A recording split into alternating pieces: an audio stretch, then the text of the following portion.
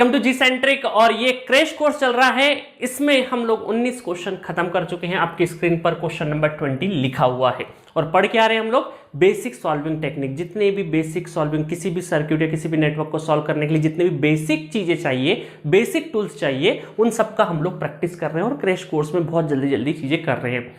आपकी स्क्रीन पर जो क्वेश्चन लिखा हुआ है वो आप देख के डायरेक्टली बोल सकते हैं कि सर इसमें स्टार डेल्टा का कुछ ना कुछ कॉन्सेप्ट लगेगा। जी हाँ, यहां पर आपको क्लियरली दिख रहा है कि स्टार डेल्टा का कॉन्सेप्ट लगेगा, बट मैं आपको कुछ गोल्डन रूल बताना चाहूंगा। हम लोगों ने देखा कि जहां पर 5 रेजिस्टेंस है, जस्ट पिछले लेक्चर में मैंने बताया कि जहां पर 5 रेजिस्टेंस है वहां पर आपको क्या करना है, व्हीटस्टोन ब्रिज के बारे में सोचना है। क्या बताया मैंने? 5 रेजिस्टेंस हो, 5 कैपेसिटेंस हो, कुछ भी 5 अगर है कुछ भी एलिमेंट, तो 199% चांसेस है कि वहां पे व्हीटस्टोन ब्रिज लगेगा। आपको सर्किट को रीअरेंज करना है, व्हीटस्टोन ब्रिज का मतलब आपको पता है। अब कई बार ऐसी सिचुएशन आएगी कि 5 रेजिस्टेंस है और व्हीटस्टोन ब्रिज नहीं लग रहा है। उस टाइम पर क्या लगेगा? उस टाइम पर लगेगा स्टार डेल्टा ट्रांसफॉर्मेशन। अब बहुत सारे स्टूडेंट को स्टार और डेल्टा के फॉर्मूले कन्वर्जन करने में बहुत ज़्यादा दिक्कत होती है, बट मैंने थ्योरी लेक्चर्स में बहुत ही सिंप्लीफाई तरीके से आपको बताया है कि किस तरीके से आपको स्टार और डेल्टा में कन्वर्ट करना है। ठीक है, तो सबसे पहले मैं थोड़ा सा बताना चाहूंगा, कुछ स्टार डेल्टा के कॉन्सेप्ट बता देता हूं, उसके बाद इस क्वेश्चन को सॉल्व कर लेते हैं। स्टार डेल्टा बहुत ही आसान है। देखिए क्या है कि सपोज करो ये आपको डेल्टा गिवन है, थोड़ी देर के लिए डेल्टा गिवन है, यहाँ पे कुछ रेजिस्टेंस आर रेजिस्टेंस होगा, ये आर होगा, R1 R2 R3 होगा। ठीक है, तो आपको कुछ नहीं करना है, यहाँ पर सबसे पहले तो स्टार बनाना है, स्टार बना देना है। ठीक है, और हर एक ब्रांच का, इस ब्रांच का जो स्टार में इनके जब हमें लिखना है, तो इसको अगर लिखना है तो हमें क्या करना है, इन दोनों साइड को मल्टीप्लाई करना है, R1 R2 डिवाइडेड बाय तीनों का क्या कर देना है, सम कर देना है। क्या कर देना है? तीनों का सम कर देना, R1 plus R2 plus R3। Similarly इसका भी, सिमिलरली इसका भी, मतलब जिससे ये जो ब्रांच कनेक्टेड है, ये इसके आजू बाजू दो लोग हैं, उनको एक एक लपड़ मारना है, एक एक थप्पड़ मारना है ना। ऐसा याद रखिएगा कि अगर मुझे यहाँ का लिखना है तो इसको भी मारो एक बार, इसको भी मारो, इन दोनों का मल्टीप्लाई, और देन तीनों का आपको क्या करना है, एडिशन कर देना है। ये है इस डेल्टा से स्टार में कन्वर्जन। और अगर आपको स्टार से डेल्टा में कन्वर्ट करना है तो ये देखिए, ये सपोज करिए आपको स्टार में गिवन है, ये स्टार में गिवन है, यहाँ पे रेजिस्टेंसेस होंगे R1 R2 R3, कोई भी रेजिस्टेंसेस होंगे। तो इसको अगर हमें डेल्टा में कन्वर्ट करना है तो पहले डेल्टा लिख दीजिए, खींच दीजिए डेल्टा, ये खींच दिया हमने डेल्टा। ठीक है, और जिससे ये दोनों कनेक्टेड है, इस ब्रांच से और इस ब्रांच से कनेक्टेड है, R1 और R2 से कनेक्टेड है ये दोनों, ये वाली डेल्टा की ये वाली जो ब्रांच है वो R1 और R2 से कनेक्टेड है। तो इनको क्या करना है हमको, R1 प्लस R2, ठीक है, R1 प्लस R2 प्लस, अब प्लस का जो भाई होता है वो मल्टीप्लीकेशन होता है। ठीक है, तो R1 R2 डिवाइडेड बाय जो बचा हुआ है R3 के बारे में लिखना है। ठीक है, तो ये भाई कैसे बोल दिया मैंने, क्योंकि जैसे लॉग की प्रॉपर्टी होती है कि नहीं, लॉग में हम लोग एडिशन वाला जो लॉग होता है उसको मल्टीप्लिकेशन में भी कन्वर्ट कर देते हैं, जो सब्ट्रैक्शन का होता है वो डिवीजन में चले जाता है। इसलिए उस रिश्ते से, उस नाते से हम ये बोल सकते हैं कि एडिशन का जो भाई है वो कौन है, मल्टीप्लिकेशन, ताकि याद करने में सहूलियत हो। अल्टीमेटली हमें याद रखना है, चीजें सही ढंग से लगाना है। तो समझ में आया ना, बहुत ही आसान है। डेल्टा से स्टार और स्टार से डेल्टा में कन्वर्जन। डेल्टा में क्या करना है, इन दोनों ब्रांच से जो कनेक्टेड उसका एडिशन, देन उन दोनों का वापस मल्टीप्लिकेशन, जो बचा हुआ है उसको लिख देना है। सिंपल सा चीज है। कैपेसिटेंस में उल्टा चलता है इसका, है ना, 1/C1 1/C2 इस तरीके से चीजें चलती है। ठीक है, तो ये सारी चीजें मैंने थ्योरी में ऑलरेडी बता रखी है और मुझे उम्मीद है कि आप सबको ये पता भी होगा। तो मैं अभी यहां पर सबको डिलीट कर देता हूं, इनका कोई काम नहीं है। Star delta convert just revise करवाया मैंने, है ना। कैपेसिटेंस में उल्टा चलता अभी बता दूंगा, कैपेसिटेंस के 1-2 क्वेश्चन करवा के भी बता दूंगा। अभी देखिए क्वेश्चन, ये गेट में आया हुआ क्वेश्चन है लेटेस्ट ईयर में। लेटेस्ट ईयर का मतलब है 16 से लगा के 21 के बीच में दे रखा है आपको। In the circuit given each resistance has a value equal to 1 ohm. सारे रेजिस्टेंसेस कितने हैं? 1 ओम के हैं। What is the equivalent resistance across terminal A और बी? ए और बी के अक्रॉस आपको क्या निकालना है? इक्विवेलेंट रेजिस्टेंस निकालना है। ठीक है, अब आपको नजर आ रहा होगा, देखिए सबसे पहले हम क्या करेंगे, है ना, प्लानिंग कर लेते हैं स्टार डेल्टा कन्वर्जन की। तो यहां पर डेल्टा है तो पहले स्टार में कन्वर्ट कर देते हैं इसको। ये मैंने इसके अंदर स्टार बना दिया।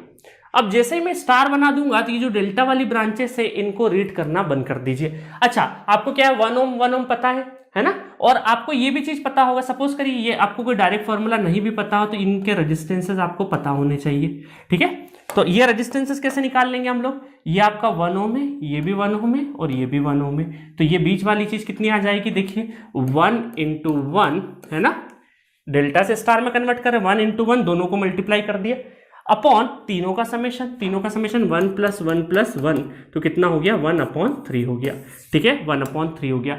मतलब हमने जब स्टार में क्या पाया, स्टार में क्या पाया कि जो भी आपका डेल्टा में रेजिस्टेंस है उसका डिवाइडेड बाय 3 हो गया।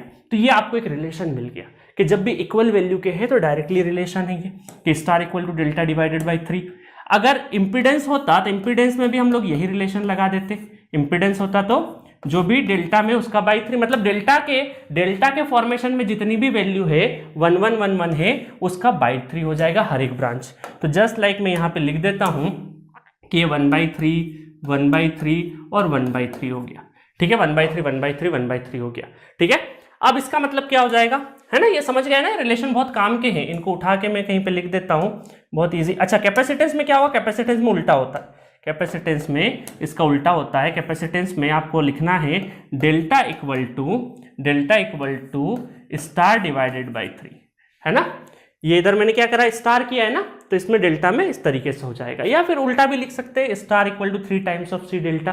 कैपेसिटेंस में उल्टा चलता है, जो रेजिस्टेंस और इंपीडेंस में जो साथ में चलता है। अच्छा अब बोलेंगे इंडक्टेंस में भी सेम, रेजिस्टेंस इंपीडेंस और इंडक्टेंस ये एक जैसे फॉर्मूले चलते हैं, कैपेसिटेंस उल्टा चलता है ना। मतलब ये 4 भाई बहन है, कौन कौन है, रेजिस्टेंस, कैपेसिटेंस, इंडक्टेंस और इंपीडेंस। इसमें ये जो कैपेसिटेंस वाला ब्रदर है ना, ये थोड़ा सा उल्टी डायरेक्शन में चलता है, चाहे वो स्टार डेल्टा कन्वर्जन हो, चाहे वो करंट डिवीजन या वोल्टेज डिवीजन रूल हो, वहां पर भी ये तीनों एक जैसे चलते हैं, बट ये कैपेसिटेंस वाला अलग चलता है ना। ट्रिक है याद रखने का। चलिए तो ये मैं साइड में उठा के रख देता हूं पहले तो इनको, फिर ये क्वेश्चन सॉल्व कर लेते हैं। अब तो क्वेश्चन आपके लिए सॉल्व करना काफी आसान हो गया होगा, ठीक है, अब क्वेश्चन आप आसानी से सॉल्व कर लोगे। चलिए तो अब क्या बचा हुआ, अब यहाँ पर ये 1 ओम था, ये 1 ओम पहले से है, तो अब आपका जो नेटवर्क है वो क्या बन जाएगा, देखिएगा ये नेटवर्क क्या बन जाएगा आपका, नेटवर्क ये है, पहले से बना देता हूं मैं जो बचे हुए हैं, ठीक है। और यहां से 1/3 + 1 कितना हो जाएगा, 1/3 + 1 4/3 और 4/3 ये हो गया 4/3 ठीक है, 4/3 और ये 1 ओम, ठीक है। यहां से जो स्टार में कन्वर्ट कर लिया आपने, डेल्टा को स्टार में कन्वर्ट कर लिया, तो डेल्टा वाली ब्रांच को हमें नहीं लिखना है और इस 1 ओम में मैंने ऐड कर दिया 1/3 + 1 हर ब्रांच में, तो इस तरीके से आ गया। अच्छा अब वापस से क्या है, वापस से आपकी क्या हो गया, स्टार है, अब वापस से इसको डेल्टा में कन्वर्ट कर देते, तो ये लाइन खींच देते हम लोग, ये लाइन खींच देते हैं इसको, है ना, तो ये वापस से डेल्टा में कन्वर्ट हो जाएगा, वापस से डेल्टा में कन्वर्ट हो गया येलो कलर का।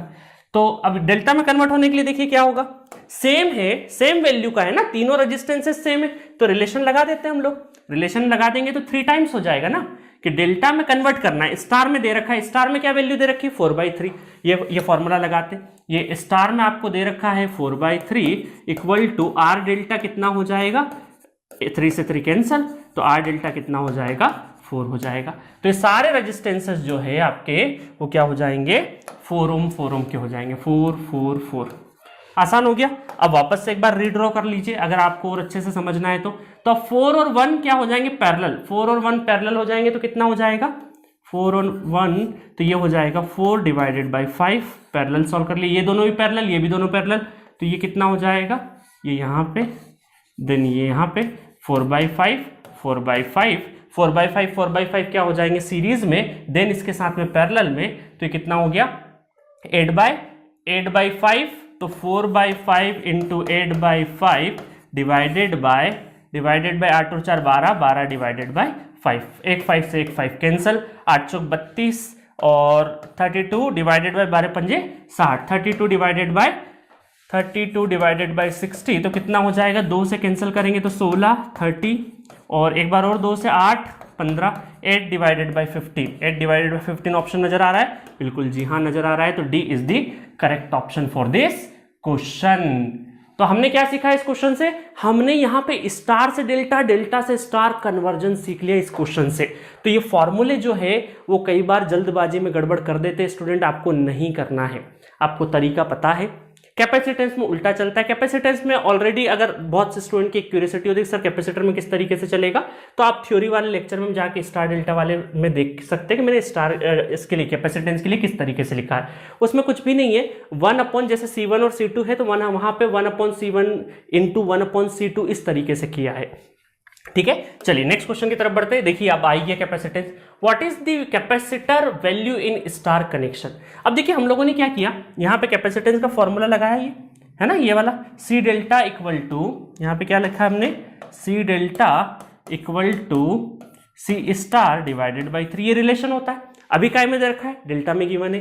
तो यहाँ पूछा है कि अगर इसको स्टार में कन्वर्ट कर देंगे, स्टार में कन्वर्ट कर देंगे तो क्या रहेगा, है ना, स्टार में कन्वर्ट कर देंगे तो क्या रहेगा। तो शॉर्टकट फॉर्मूला हमारे पास क्या है, स्टार में अगर कन्वर्ट करेंगे तो डेल्टा में कितना गिवन है, डेल्टा में गिवन है, डेल्टा में आपका गिवन है कितना, C गिवन है, तो स्टार में हमें निकालना है, तो ये कितना हो जाएगा 3C हो जाएगा, कितना हो जाएगा 3C।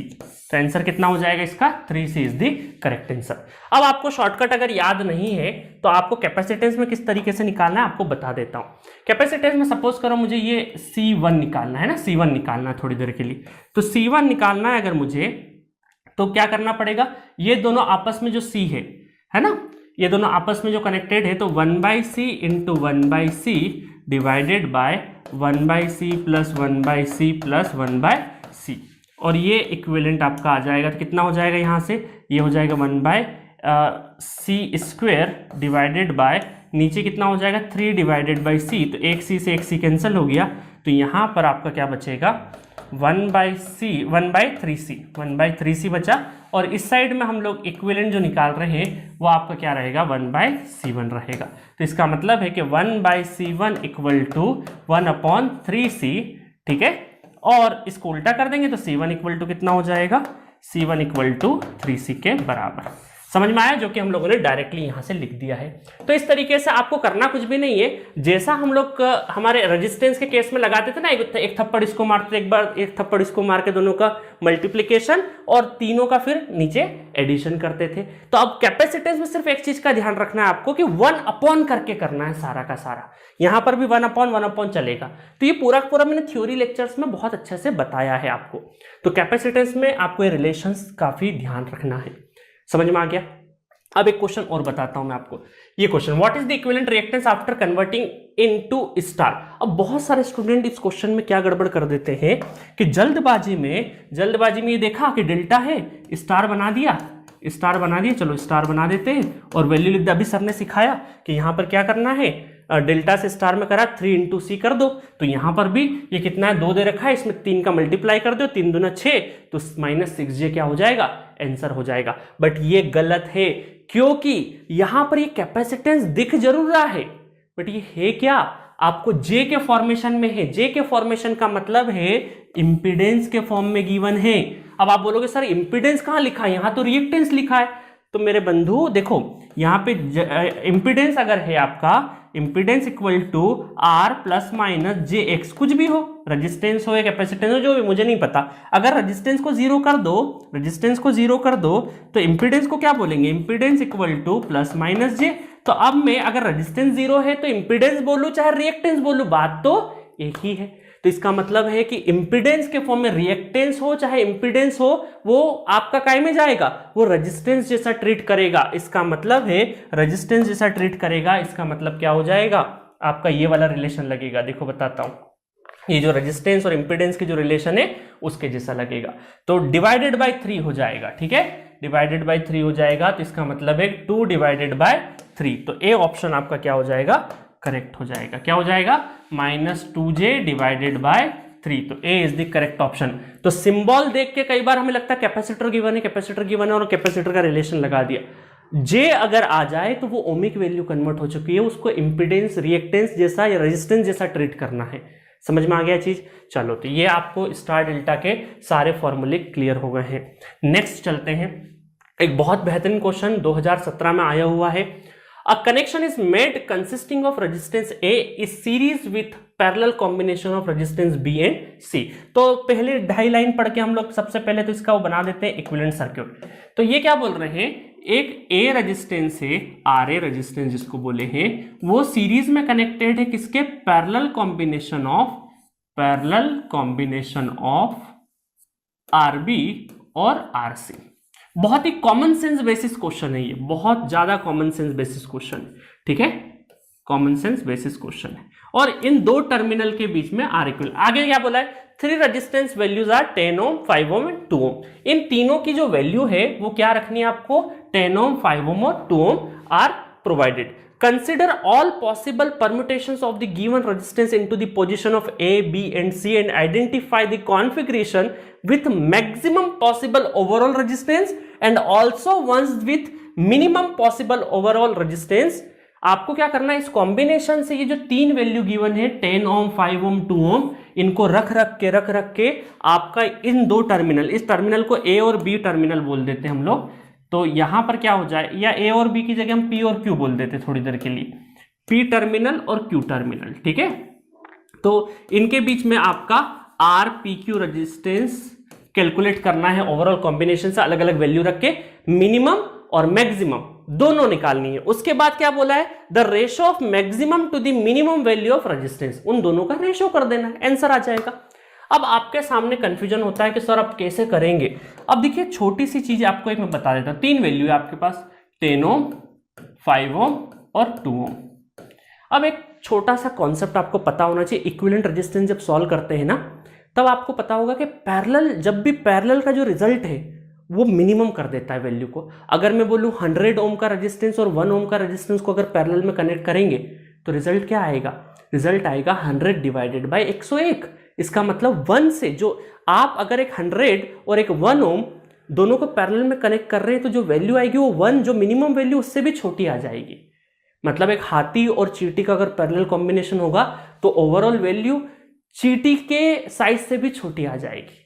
समझ में आया? तो ये पैरेलल का जादू, मतलब पैरेलल में वैल्यू कम होती है। और सीरीज में क्या होगा, सीरीज में जो भी 100 और 1 ओम को ऐड करोगे तो इंक्रीज ही होगी वैल्यू, जो आपकी मैक्सिमम वैल्यू उससे भी ज्यादा होगी। मतलब सीरीज के कॉम्बिनेशन में आपकी वैल्यू ज्यादा मिलेगी और पैरेलल का कॉम्बिनेशन कम होगा, पैरेलल का कॉम्बिनेशन होगा तो वैल्यू कम मिलेगी। तो अगर मैं यहां पर थोड़ी देर के लिए, अगर मुझे RPQ ये ओवरऑल रेजिस्टेंस, ये ओवरऑल रेजिस्टेंस अगर मुझे मिनिमम निकालना है, मिनिमम कम से कम निकालना है, तो मेरी कोशिश क्या होगी, मेरी कोशिश होगी, है ना, कम से कम निकालना है तो मैं इसी कलर को यूज करता हूं।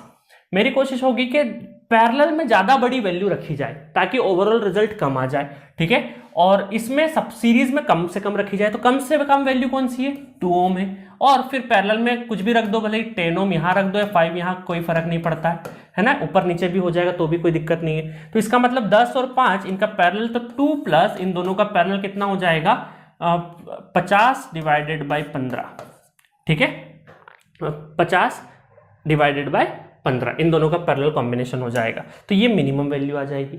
अगर मुझे मैक्सिमम निकालनी है, मैक्सिमम निकालनी है तो मैं देखो मैक्सिमम कैसे निकालूंगा, ये RPQ मैक्सिमम निकालनी, तो मैक्सिमम निकालनी है तो मुझे सीरीज में मैक्सिमम वैल्यू रखनी पड़ेगी। तो यहां मैं 10 रख दूंगा और यहां पर मैं रख दूंगा 5 और यहां पे 2 रख दूंगा।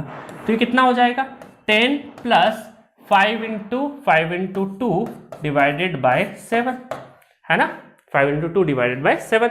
तो अब इनकी वैल्यू कितनी कितनी आ जाएगी, तो यहां पर आपका आ जाएगा ये तकरीबन इसको जब कैलकुलेट कर लेंगे तो ये 0.33 और ये रिजल्ट आ जाएगा आपका 10 डिवाइडेड बाय 7 और प्लस आ जाएगा आपका 10,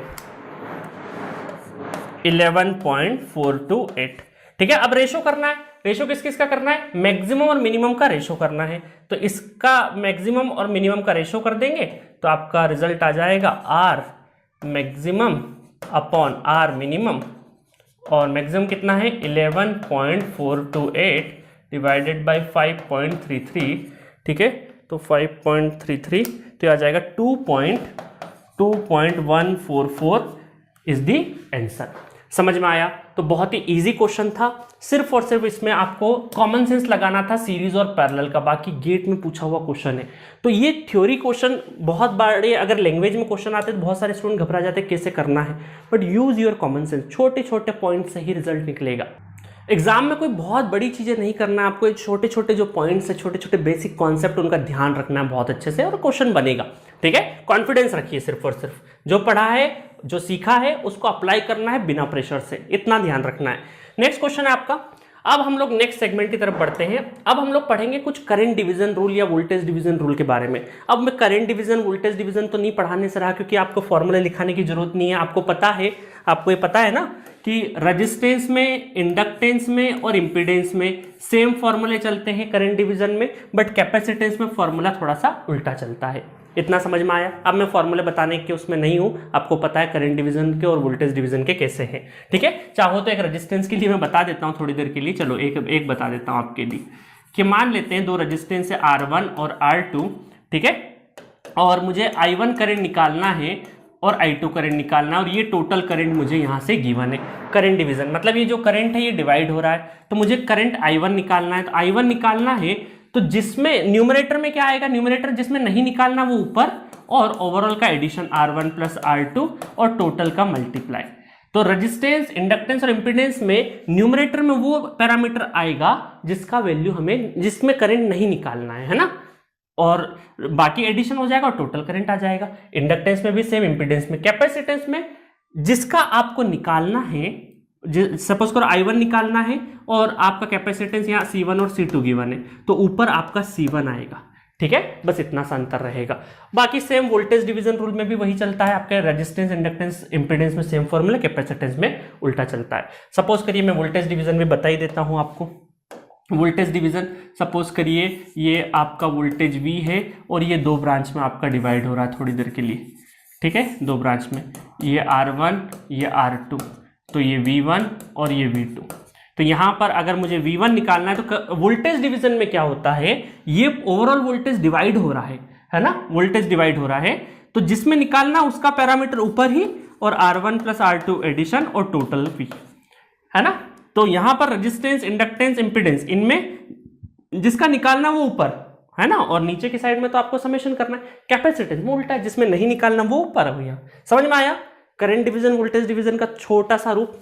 चलिए अब इसी के बेसिस पे क्वेश्चन है आपको, find the steady state current eight I1 and I2। ये क्वेश्चन मैं ऑलरेडी थ्योरी लेक्चर में भी कराया हूँ, बहुत ही मजेदार क्वेश्चन है, और वहां पर मैंने बकेट का कॉन्सेप्ट भी समझाया है। अब देखिए डीसी दिया है तो इंडक्टर क्या हो जाते हैं, शॉर्ट हो जाते हैं। अब बहुत सारे स्टूडेंट का मानना है कि सर शॉर्ट का मतलब क्या हो गया, वायर जल जाना। ऐसा कतई नहीं है। शॉर्ट का मतलब क्या होता है कि ये देखिए, शॉर्ट का मतलब मैं बता देता हूँ, ये 18 वोल्ट, ठीक है, और ये 2 ओम, ये शॉर्ट हो गया, ये लाइन भी शॉर्ट हो गई और ये लाइन भी शॉर्ट हो गई। इंडक्टर शॉर्ट हो गया डीसी पे, स्टेडी स्टेट पे, और इसकी कैपेसिटी 300 थी और इसका 600 था। अब देखिए शॉर्ट का मतलब है, शॉर्ट सर्किट का मतलब वो वायर, वो जो कैपेसिटर था वो जला नहीं है, उसका सिग्निफिकेंस खत्म हो गया है। मतलब जो कैपेसिटर की जो प्रॉपर्टी क्या होती है, वो चेंज इन करंट को अपोज करता है, बट कब तक करेगा, जब तक उसकी कैपेसिटी होगी। उसकी कैपेसिटी 300 और 600 की थी, जब उसकी कैपेसिटी फुलफिल हो गई फिर वो क्या करेगा, अपोज करना बंद कर देगा और करंट फ्लो कराते रहेगा, जैसा आएगा वैसा ही करंट फ्लो कराते रहेगा।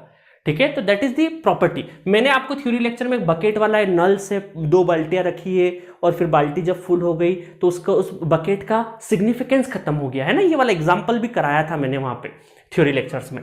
ठीक है, तो वो आपको ध्यान रखना है। तो यहां पर स्टेडी स्टेट डीसी दिया है तो शॉर्ट सर्किट हो गया स्टेडी स्टेट पे, बट यहां पर करंट स्टिल फ्लो करेगा। तो ओवरऑल में अगर करंट निकालना, टोटल करंट निकालना, मुझे टोटल करंट निकालना है, तो टोटल करंट में क्या होगा, टोटल करंट आपका क्या हो जाएगा, ये तो शॉर्ट सर्किट हो गया, तो आपका टोटल करंट जो होगा वो हो जाएगा 18 डिवाइडेड बाई 2, तो 9 ampere is the total current.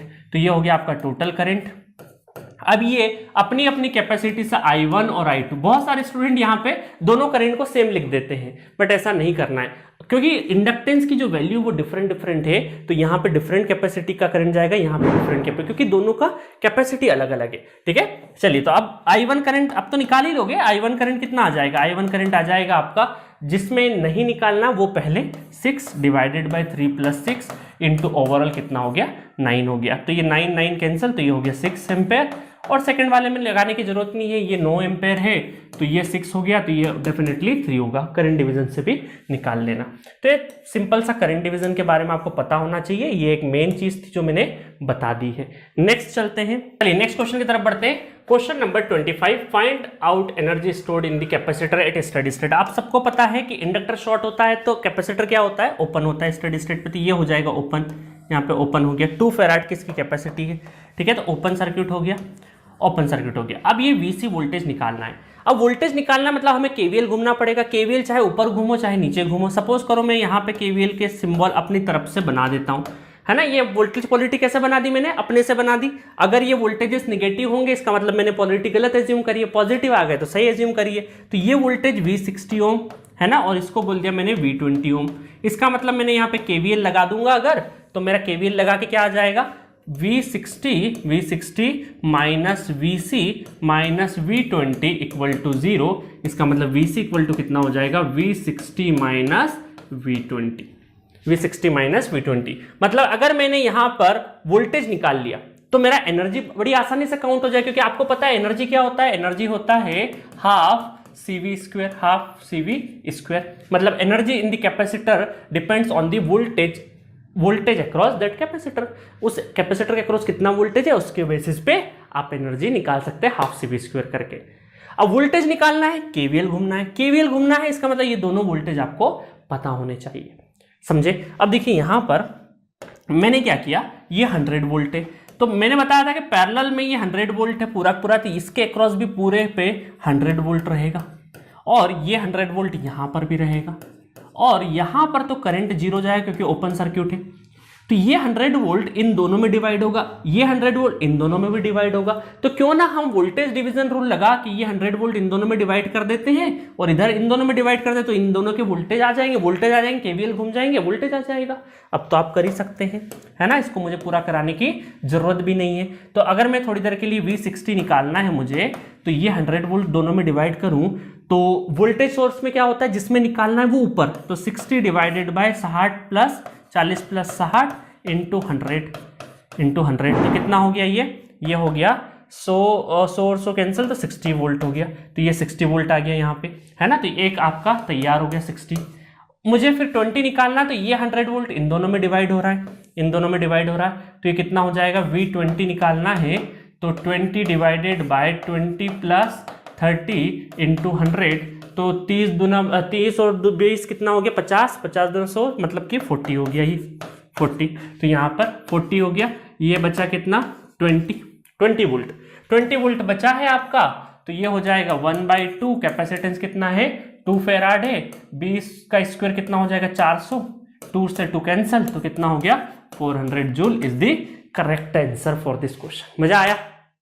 तो आपने क्या सीखा, voltage division, current division rule बहुत इंपॉर्टेंट है। किस तरीके से लगते, कई बार हड़बड़ाहट में फॉर्मूले नजर नहीं आते हमें, आई बात समझ में। तो बहुत सारी चीजें हैं, बहुत सारी दिक्कतें हैं, आपको पता होना चाहिए। अच्छा मान लो एनर्जी वगैरह पूछते हैं इंडक्टर में, तो हाफ LI स्क्वायर लगा देते, इधर हाफ CV स्क्वायर लगा दिया। Voltage division, current division rule clear है। नेक्स्ट क्वेश्चन बहुत ही अच्छा क्वेश्चन है, ये आपको ट्राई करना है, ठीक है। फिर भी मैं सॉल्यूशन करा देता हूं। अब देखिए इस क्वेश्चन को बहुत सारे लोग नोडल से भी करने की कोशिश करते हैं, बट मैं नोडल को अभी बीच में नहीं ला रहा हूं, क्योंकि अभी मैं एडवांस जो सॉल्विंग टेक्निक है वो भी पढ़ाऊंगा, उसके ऊपर क्वेश्चंस कराऊंगा। अभी सिर्फ बेसिक सॉल्विंग टेक्निक जो है हमारी, उसी के ऊपर मैं क्वेश्चंस करवा रहा हूं आपको, ठीक है। अच्छा नोडल में करते तो मैं आपको बता देता कि यहाँ देखिए नोडल में बहुत सारे स्टूडेंट इसको 10 वोल्ट कंसिडर कर लेते, फिर इन दोनों को एक ही पोटेंशियल कंसिडर करके आप कर सकते थे नोडल से, बट अभी मैं नोडल पे नहीं जाऊंगा। अब देखिए इसको करने के कई सारे अलग अलग तरीके हैं, बट मैं आपको एक शॉर्टेस्ट सिंपल तरीका बताऊंगा। पहली चीज ये करंट आपको निकालना है ना, मैं थोड़ा जूम कर देता हूं। ये करंट निकालना है, ये करंट निकालना है तो आपको क्या पता होना चाहिए, आपको यहाँ का करंट अगर आपने कैलकुलेट कर लिया, यहाँ का और यहाँ का कैलकुलेट कर लिया, यहाँ का कैलकुलेट कर लिया करंट, तो ये करंट कौन सा कहलाएगा, I3 ओम करंट, और ये करंट कहलाएगा I4 ओम करंट। तो अगर मैं यहाँ पर कहाँ पे, यहाँ पर ए पॉइंट पे KCL लिख दूं, ए पॉइंट पे KCL एट ए लिख देता हूं, तो कितना हो जाएगा, KCL लिख दूंगा तो कितना हो जाएगा, इनकमिंग कितना है, इनकमिंग है I3 ओम और I3, और कितना हो जाएगा इनकमिंग प्लस आई और आउट गोइंग है I4। तो I कितना हो जाएगा, I हो जाएगा I4 माइनस I3। तो आपको अल्टीमेटली I3 और I4 करंट कैलकुलेट करना है, ये I करंट आ जाएगा। ठीक है, बड़ी आसानी से। अब देखिए किसको कैलकुलेट करने का तरीका बताता हूं। सबसे पहले मुझे एक चीज बताइए, अगर यहाँ का टोटल करंट अगर आप फाइंड आउट कर लो किसी तरीके से, और ये क्या शॉर्ट सर्किट वायर है या डमी वायर है, सबसे पहले तो ये पहचानो शॉर्ट सर्किट या डमी वायर है। शॉर्ट सर्किट वो होता है जो किसी वो वाला जो वायर है जिसको आप शॉर्ट सर्किट एज्यूम कर रहे हैं वो एग्जैक्टली पैरेलल होना चाहिए। तो क्या इन दोनों के एग्जैक्टली पैरेलल है? नहीं है, इन दोनों के नहीं है। इसका मतलब ये क्या है, डमी वायर है। डमी वायर इसका मतलब क्लब कर सकते हैं, इसको क्लब करके कुछ इस तरीके से आप बना सकते हैं। इसको क्लब करके आप जो सर्किटरी है वो कुछ इस तरीके से शो कर सकते हैं। ये क्लब कर दिया मैंने, ठीक है। मुझे नहीं पता इस बीच में क्या हो रहा है ना, मैंने क्लब कर दिया बस खाली, और ये ठीक है, क्लब करके ऐसा कर सकते हैं। तो मेरा टोटल करंट निकल आएगा। अब जो टोटल करंट पूरे इंटायर सर्किट में जाएगा तो निकलेगा भी कितना, टोटल करंट ही निकलेगा। निकलेगा भी कितना, टोटल करंट निकलेगा। अब मैं क्या करूंगा बड़ी चालाकी से कि ये जो क्लब किया हुआ मैंने वायर यहाँ पे, मुझे इसके बीच में नहीं पता कुछ क्या हो रहा है क्या नहीं हो रहा है, तो यहाँ पर 1 ओम है, यहाँ पे 3 ओम है, और ये अगर आई टोटल करंट आ जाता है तो मैं करंट डिवीजन रूल लगा के ये I3 करंट निकाल सकता हूँ। पहले टोटल कैलकुलेट कर लेता हूँ। टोटल कैलकुलेट करना बड़ा आसान है। क्यों आसान है? क्योंकि ये दोनों आपके काय में है, पैरेलल में। तो 1 × 3 क्या है, पैरेलल में कितने कैलकुलेट हो जाएंगे, क्योंकि डमी वायर हो गए ना। आप दोनों देखियो, दोनों पैरेलल 2 और 4, 2 और 4। तो ये दोनों पैरेलल कर दो, ये दोनों पैरेलल कर दो, देन सीरीज कर दो, है ना। सीरीज कर दोगे तो टोटल करंट जो आ जाएगा, टोटल करंट वो आपका जो वोल्टेज जो है 10 डिवाइडेड बाय टोटल रेजिस्टेंस। ठीक है, तो मैं डायरेक्टली लिख देता हूं, इसका आंसर मेरे पास कैलकुलेट किया हुआ है, ये है आपका 4.80 एम्पेयर। ठीक है, 4.80 एम्पेयर आपका टोटल करंट आएगा, आप इसको सॉल्व करेंगे तो। फिर आप करंट डिवीजन लगाएंगे, करंट डिवीजन लगाएंगे तो I3 कितना आ जाएगा, I3 आ जाएगा मेरे पास जो कैलकुलेट किया हुआ, देखिए 1/3 + 1 इंटू टोटल कितना 4.80, तो ये हो जाएगा I3 कितना आ जाएगा, I3 आ जाएगा 1.2 एम्पेयर, 1.2 एम्पेयर आ जाएगा। सिमिलरली जो आपने जैसे यहाँ पे ये I टोटल वापस निकलेगा, तो ये जो I टोटल कहाँ से निकल रहा है, इन दोनों ब्रांच से ही निकल रहा है। तो करंट डिवीजन क्या हम उल्टा भी तो लगा सकते हैं ना, बिल्कुल लगा सकते हैं, है ना। तो यहाँ पर हमने ये हमारा I4, तो ये I4 इन दोनों से निकल रहा है, तो इन दोनों के बीच में करंट डिवीजन और ये टोटल करंट मान के कर सकते हैं। तो इस तरीके से I4 कितना हो जाएगा, जिसमें नहीं निकालना है वो हमारा ऊपर, और 2 + 4, ठीक है, इनटू टोटल कितना है 4.80, तो ये आ जाएगा तकरीबन 1.6 एम्पेयर। ठीक है, 1.6 एम्पेयर हो जाएगा। तो सारे करंट आपको पता है, अब बस आप लगा दीजिए, इस रिलेशन में लगा देंगे तो I करंट कितना हो जाएगा, I4 कितना है आपका, I4 कहाँ गया 1.6, और I3 कितना है हमारा, I3 है 1.2। ठीक है, तो ये कितना हो जाएगा आपका 1.4 हो गया, 0.4 हो गया। मतलब ऑप्शन कहाँ है हमारे, ऑप्शन है 2/5, है ना। 0.4 ये हटाया, 2 दूनी 4, 2 5 10, 2/5 इज द आंसर। तो D is the correct answer. तो इस तरह के क्वेश्चंस में बहुत सारे स्टूडेंट उलझते हैं, है ना। इस तरह के क्वेश्चंस में बहुत सारे लोग नोडल भी लगाते हैं। जी हाँ, नोडल से भी हो जाएगा, बट अभी मैंने नोडल पढ़ाया नहीं है आपको, मैं नोडल तक अभी गया नहीं हूँ। नोडल के पहले मैं नोडल को थोड़ा सा यहाँ पे करेक्ट नहीं मानता हूँ। आंसर बिल्कुल नोडल से भी आ जाए, कोई दिक्कत नहीं। आप यहाँ पे एक ही टर्मिनल मान के इसको मान के नोडल की इक्वेशन लिख सकते हो, बट ज़्यादा बेहतर तरीका है आपको, क्योंकि कई बार क्या होता है ना, यहाँ बीच में इंडक्टर भी दे देते हैं और इंडक्टर के अक्रॉस एनर्जी पूछ लेते हैं। तो आप पहले करंट निकालेंगे, फिर अगर यहाँ इंडक्टर होता तो हाफ Li² लगा के एनर्जी भी लगाते। तो आपको करना कुछ नहीं है, इसको डमी वायर मानना है, इन दोनों को पैरेलल करके टोटल करंट आपको कैलकुलेट कर लेना है। किस तरीके से करा हमने टोटल करंट, फिर उस टोटल करंट को एक बार इसमें करंट डिवीजन, एक बार इसमें। और अब बहुत सारे स्टूडेंट कंफ्यूज हो जाते हैं कि सर ये जो टोटल है ये क्या यहाँ पर भी तो टोटल हो। बहुत सारे लोग पता है इसको कैसे लिख देते हैं, देखिए जो गलतियां करते हैं स्टूडेंट, जो समझ नहीं पाते हैं, इस डमी वायर को आप इस तरीके से नहीं लिख सकते। कुछ लोग ऐसे कर देते, एक लाइन बना के फिर वापस इस तरीके से। तो ये तरीका गलत है, ये इस तरीके से नहीं है, नहीं तो ये आप बोलेंगे सर ये टोटल है, तो ये I1 टोटल जो करंट है ये टोटल है, ऐसा नहीं करना, ये एक पॉइंट बनाना है, ये करेक्ट है, क्योंकि इसके बीच में क्या हो रहा है हमें नहीं पता। हमें यहाँ पर ये जो KCL लगाया ना हम लोगों ने तीनों करंट के बीच में, ये हम जानते नहीं है, हमें सिर्फ ये पता है ये पोटेंशियल एक ही है, तो इसको मैंने क्लब करके एक पॉइंट मान लिया है। अब इस पॉइंट को जब खोलेंगे तो यहाँ पर करंट के डिस्ट्रीब्यूशंस होंगे। अब बहुत सारे लोग इस डमी वायर को गलत तरीके से अगर ट्रीट कर लेते हैं तो कुछ इस तरीके से बना देते हैं, तो उसको एक ही करंट मान के कर देते हैं। तो बहुत ब्यूटीफुल क्वेश्चन इस तरह के जब भी एग्जाम में आएंगे आपको कहीं ना कहीं सोचने पे मजबूर करेंगे। तो आपको एक सिंपल सा तरीका है, जस्ट आपको डमी वायर मान के पूरा इक्विवेलेंट निकाल देना है, फिर करंट डिवीजन 2 करंट डिवीजन मारना है, KCL लगाना है, आंसर आ जाएगा, चाहे एनर्जी पूछे, करंट पूछे, कुछ भी पूछे। हाँ, बस इस चीज से अवेयर रहना, ऐसा मत कर देना। तो इस तरीके से आपके जितने भी बेसिक सॉल्विंग टेक्निक के जितने भी आपके स्टार डेल्टा हो, करंट डिवीजन, वोल्टेज डिवीजन हो, आपके इक्विवेलेंट सोर्सेस के जो इक्विवेलेंट सर्क्यूट से इक्विवेलेंट रेजिस्टेंस, इक्विवेलेंट कैपेसिटेंस, ये सब कुछ हम लोगों ने कवर कर लिया है। अब नेक्स्ट लेक्चर से हम लोग क्या करेंगे, नोडल, मेश और सोर्स ट्रांसफॉर्मेशन, ये जो 3 टेक्निक है ये एडवांस सॉल्विंग टेक्निक है, इसके ऊपर कुछ क्वेश्चंस करेंगे और नोडल को और अच्छे से एनहांस करेंगे। और अल्टीमेटली जब नेटवर्क पूरा खत्म होगा ना तो मैं आपको बताऊंगा कि नोडल एक ऐसा टेक्निक है जिससे आपके 80 to 90% क्वेश्चन सॉल्व हो जाते हैं। बट कुछ ऐसे क्वेश्चन है जहां पर बेसिक सॉल्विंग टेक्निक आप छोटी छोटी चीजों के लिए आप नोडल लगाने की जरूरत नहीं है, वो मैंने करवा दी कहां पे आपको पॉइंट आइडेंटिफाई करना है।